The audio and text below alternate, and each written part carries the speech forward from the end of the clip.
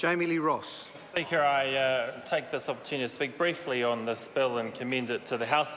As Mika Whaitiri has mentioned, it has a number of measures around GST on online services and also around residential land withholding tax. Those who have been following tax bills for some time will know that the resident land withholding tax changes are the third of three series of changes we've made around tax with regards to property. The first being that we required an IRD number to be provided when property was sold and purchased by an overseas buyer or seller. Second was the right line test, which required tax to be paid if the property had been bought and sold within 2 years and that wasn't a main home. And the third change here around resident with land withholding tax to those who are offshore people.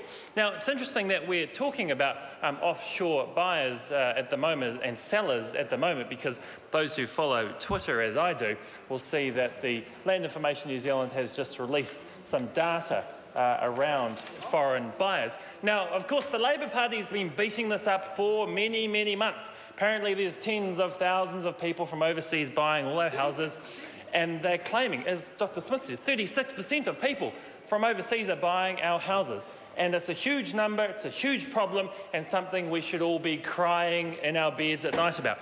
Well, Mr. Speaker, the information from Land Information New Zealand that's just been released, that is now online, shows what number? What percentage of people are buying houses that are overseas foreigners?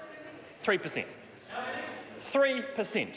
So, Mr. Speaker, the number of people buying houses in this country that this bill actually targets, quite rightly, is nowhere near as high as what the Labour Party claims. They've been beating this up for months, probably years in fact. In fact, they are opposing the Trans-Pacific Partnership because of foreign buyers. Mr. Speaker, 3% of our houses in this country are being sold to foreigners. In Auckland, where we've got all the problems, apparently it's 4%.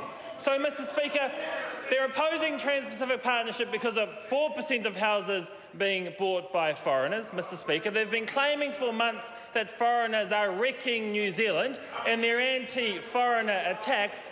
Mr. Speaker, they're absolutely wrong. The data doesn't back it up. But quite rightly, Mr. Speaker, where people are buying and selling houses within 2 years and they're foreigners, we should be taxing them appropriately, and that's what this bill targets today. I call